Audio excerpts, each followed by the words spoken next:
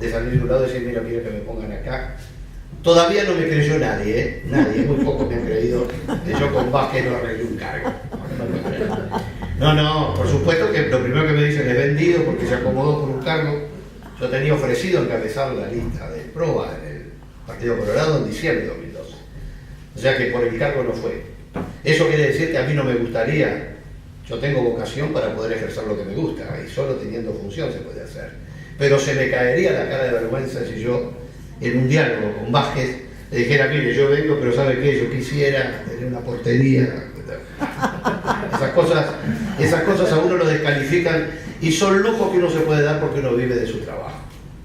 Cuando uno vive de su profesión y tiene la tranquilidad que no requiere transformarse en un desbocado desesperado para ver cómo come el mes siguiente saliendo de un sueldo importante de la función pública, uno tiene otra tranquilidad. La tiene uno y la tiene a la persona a la que sirve, desde el punto de vista del mundo político. Porque sabe que si no gusta, le dice no vengas más, y no tiene que salir a encontrarle un remiendo para que siga viviendo.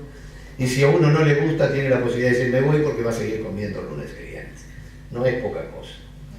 Pero lo que queda claro es que cuando en esas conversaciones con Vázquez, cuando uno va tomando y va absorbiendo cuáles son los criterios y los analiza en función del programa de gobierno, ¿cómo le llega a la gente, a esa gente que se puso al balde?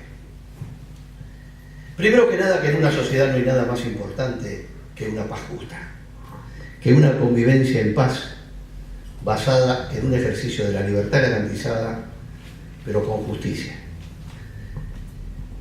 El país se vino debatiendo hace un tiempo, ya bastante tiempo, con algunas frases hechas, sobre las que yo suelo trabajar bastante. Hoy voy a mencionar solo 3. Una de ellas tiene que ver con el famoso reparto de la torta. Todos lo escuchamos. El mundo tiene una línea divisoria, no es el Uruguay, el mundo. Los que creen que primero hay que crecer, mientras tanto los que no tienen esperan para después ver cómo se redistribuye, y los que creemos desde siempre que el crecimiento tiene que implicar redistribución simultánea. Y mucho más en el mundo de hoy, y Uruguay como nadie, que ha tenido la calificación de las 5 calificadoras de riesgo del mundo más importantes, esas que son tan dudosas, que tanto daño nos hicieron en algún momento, pero vamos a tomar la parte buena alguna vez, que aseguran una inversión externa para el país, más allá de las variables de tasa de interés americana, que nos permite con todos estos emprendimientos tener capital de inversión al mismo tiempo que el producto lo podemos distribuir con justeza. Hace pocos días, unas semanas atrás, con Mujica me dijo una frase brutal, en esos mano a mano que uno tiene que son inolvidables como ustedes habrán tenido. Digo, mira Alberto, acá la forma efectiva de redistribuir es tener un buen salario con la gente y darle las cosas a la gente que necesita. Primero la torta, ¿cuándo se distribuye?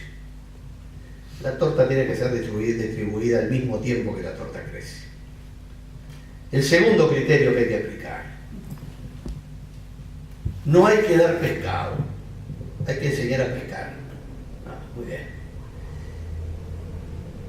Todo el mundo está en condiciones de aprender a pescar. Todo el mundo está en condiciones de esperar que le aparezca el primer pescado que capturan las colleras. O hay gente que tenemos que darle el pescado, simbólicamente hablando, para ir a recogerlo para que no nos quede marginado en el mundo. Porque una cosa es venir más lento por la carretera y otra cosa es quedar tirado al borde del camino. El Uruguay ha abatido con políticas muy inteligentes, que yo respeto profundamente, y permítanme decir, las siento profundamente vallistas esenciales. Ha hecho el milagro inesperado de que hayamos terminado prácticamente con la marginalidad, con la gente que ha quedado sin subsistencia básica. Y de repente vemos que la gente no entiende lo del MIDES, que yo acompañé desde el primer momento, cuando era la actual intendente subsecretaria del ministerio y Arismendi era la ministra. Y yo allí, que se supone que estaban otras tiendas, estábamos en la Comisión de Población y Desarrollo, cuando yo votaba estas cosas se armaban unas matadoras brutales. ¿Por qué? Porque siempre ha sido mi modo de pensar. Podrá haber problemas gente que se le dio que no tendría que tener, capaz que sí. Pero yo prefiero equivocarme dándole a uno que no necesitaba, que equivocarme dejándole de dar lo que el que precisa no consigue y se somete a la desesperación. Porque los caminos que quedan son muy pocos. El que necesita salir y no tiene cómo, o queda sumido en la marginalidad y la desesperación y la depresión, o busca caminos desesperados. Que con lo que se da no va a vivir, es probable, tengo duda. Pero sabe que hay un sustento vital que tiene asegurado. Y a mí me duele que de pronto se diga que con esos recursos se salió a comprar una cosa o la otra, que en lugar de comprar harina se fueron a comprar un celular. Pero ¿cuánto significa para una persona ponerse y sentirse parte del mundo del que está viviendo al lado de uno? ¿Cuánto significa que uno no tenga que quedar marginado de lo que es el crecimiento que el resto de la sociedad va teniendo? Segundo factor, entonces, no se trata de esperar que se aprenda a pescar para poder llevarle el pescado a la gente, que se consiga por sí mismo. Es una aplicación sencilla de arreglarte como puedas. Yo te enseño y tú después tirate a este mundo a ver cómo resolves el tema. Hay gente que tenemos que asistir desde el principio. Y ese es un detalle fundamental que ha tenido un corolario que me parece que es la expresión de un proyecto que para mí es absolutamente conmovedor. Ahora está de moda que uno se enamora no solo de otros seres humanos, sino que se enamora de las cosas y de los proyectos. Permítanme decir que yo estoy profundamente enamorado del proyecto de asistencia integral de cuidados. Es un proyecto revolucionario socialmente. Yo les pido que lo desmenucen para verlo, ya está totalmente financiado. Son 220 millones de dólares en 5 años, que además va a ser progresivo y tiene parte de autofinanciamiento. Tiene que ver con no tener que esperar a que aprenda a pescar solo. Este sistema integral de cuidados significa que el Estado toma para sí la responsabilidad de formar personas que tendrán que estar formadas y acreditadas ¿para qué? Para que las etapas más importantes de la vida, que es cuando una pareja o una persona sola, lamentablemente lo vemos mucho, tiene un bebé y tiene que ocuparse de ese bebé y al mismo tiempo salir a trabajar todos los días. O el viejo, esto de la tercera edad, el adulto mayor, yo que estoy más cerca de eso que del otro. El viejo, que no puede asistirse totalmente por sí mismo, pero tiene una vida con posibilidad de semimovilidad. Que ese individuo no tenga que estar esperando que alguien tenga tiempo para llevarlo acá o llevarlo allá. Y en el medio, algo que conozco muy bien porque mi padre fue discapacitado motriz. En el medio, la gente con enfermedades que requiere de la asistencia de su familia. Y ahí hay una revolución ética. Porque a la persona que padece la enfermedad, al tener la posibilidad de contar con asistencia estructurada de que lo acompaña y lo lleva y lo mueve, él deja de sentirse una carga para su familia. Y para su familia, por mucho que lo ame, le está abriendo el espacio para que también pueda desarrollar un espacio de crecimiento personal, estudiando, trabajando, buscando otros caminos de vida, sin desentenderse de ese ser querido que tiene ese problema. Este proyecto es formidable. Y por si fuera poco, cuando se está planificando, se establecen los mecanismos. Y uno dice, bueno, ¿esto cómo va a ser? ¿Va a pasar para la gente que no tiene medios? Y no es así. El Estado lo que garantiza es un equipo humano que está en condiciones y acreditado para prestar esa asistencia en los hogares o en lugares de asistencia diurna. La gente que tiene recursos, pero está padeciendo esa situación, pagará por ese servicio. La gente que tiene recursos pero no alcanza, pagará una parte y el Estado le subsidiará lo otro. Y la gente que no tiene recursos, el Estado se lo da gratuitamente. Perdónenme, pero ¿qué más machista puedo encontrar yo que eso? ¿Qué más humanista puedo encontrar yo que en un proyecto de esa naturaleza? ¿Qué más puedo encontrar cuando un presidente dice, es verdad, tenemos un problema de seguridad, como Bonomi lo ha dicho en todo momento y nadie quiere entenderlo? Ha revolucionado al Ministerio del Interior. la tecnología que ha puesto, el esfuerzo, la cobertura de vacantes, el poner ese equipo sobre su espalda, lo que puso, por eso me mantuve cerca todo el tiempo los 5 años. Pero el presidente de la República, que para mí ya es un hecho, pero hay que trabajar por eso.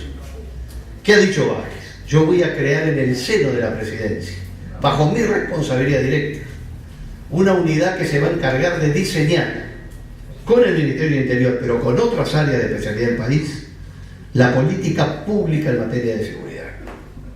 Un presidente que se pone sobre su espalda el tema más complejo de las comunidades modernas. Y yo no veo que esas cosas se digan, no, claro que se dicen, pero que se reconozcan con la pureza intelectual y con la conducta intelectual que lleva a aceptar las cosas cuando son válidas.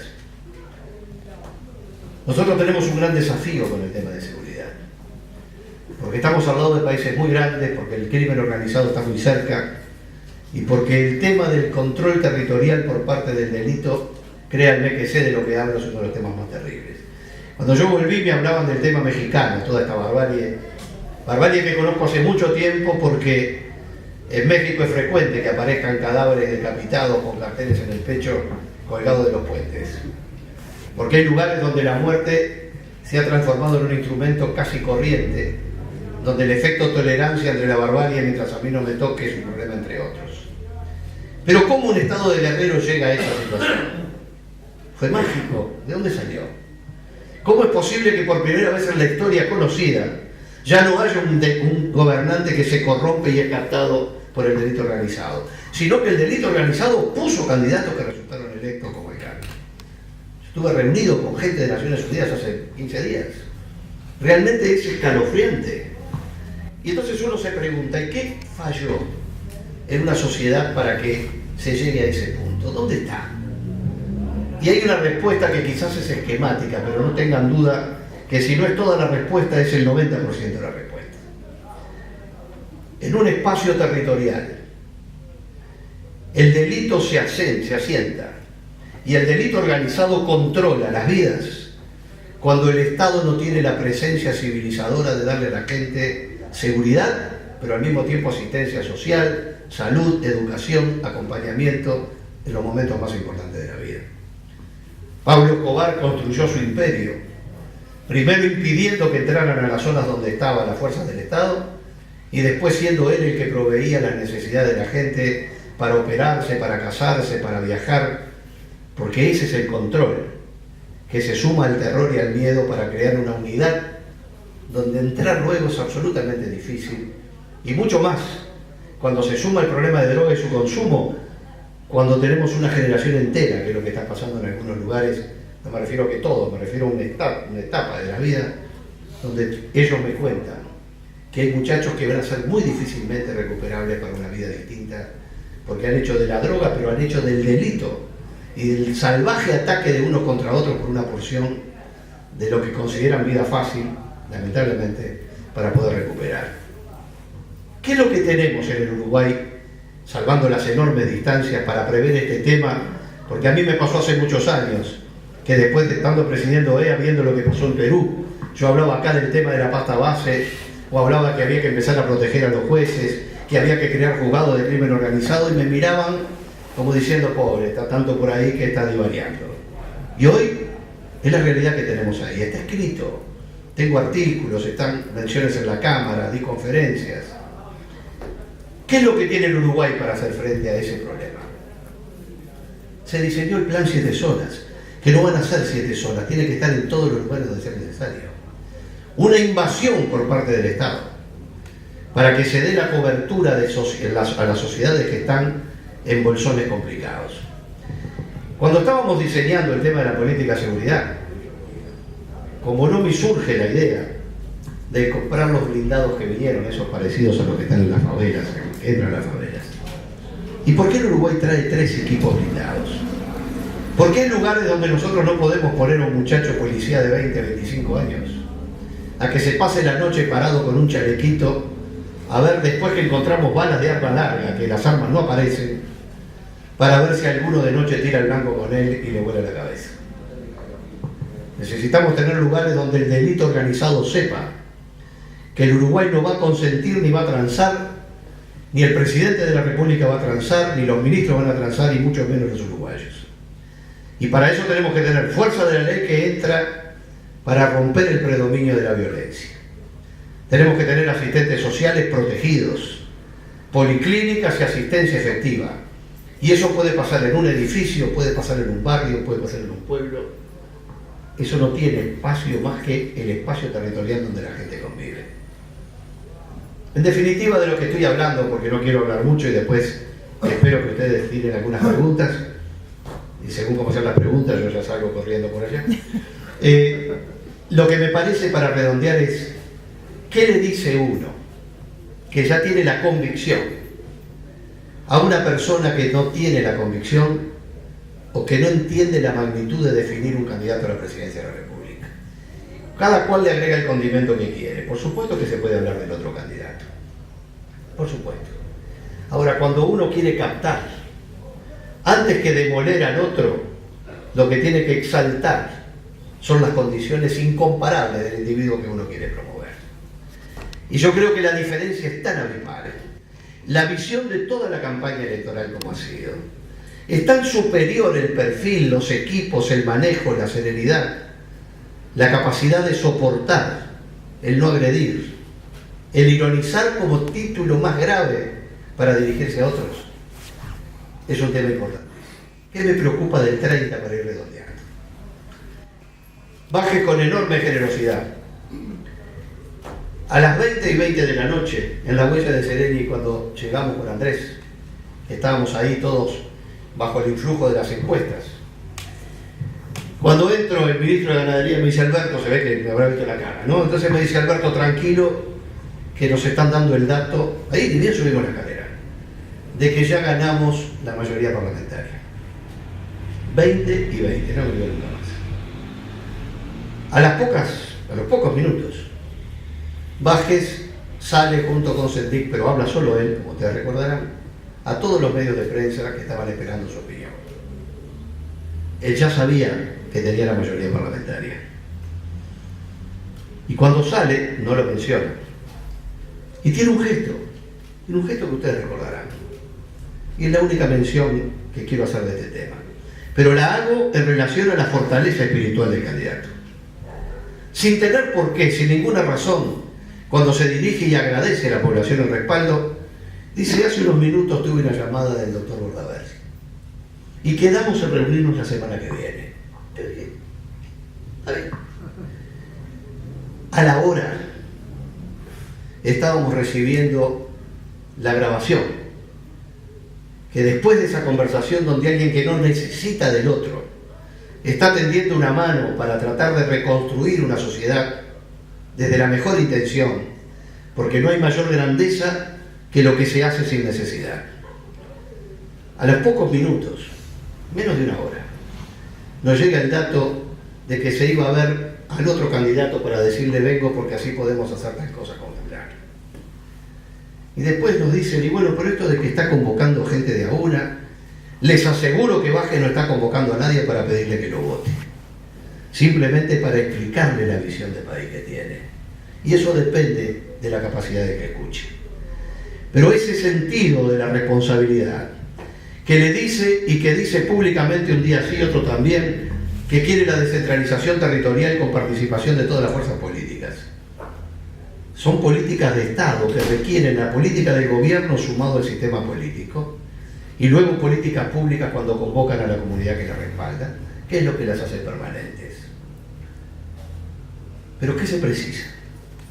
Para uno acordar con otro, el otro tiene que tener la capacidad de acordar. Y uno lo que está viendo es que hay una desintegración desde el punto de vista político en los sectores de la oposición, y algunos de ellos alentados por gente que haría mucho mejor si se queda callado la boca en sus casas. Hablando de familias ideológicas, como si hubiera uruguayos de un tipo y de otro, cada cual piensa lo que quiere. Y yo estoy aquí pensando lo que pensé toda mi vida. Y jamás me voy a permitir que se tipifiquen como parte de una familia ideológica. Mi ideología es una filosofía como la de ustedes, el creer en la humanidad, en creer en el progreso humano y no esperar el progreso humano como resultado de hacer lo que puedas y llegar hasta donde puedas. Yo creo en la asistencia social.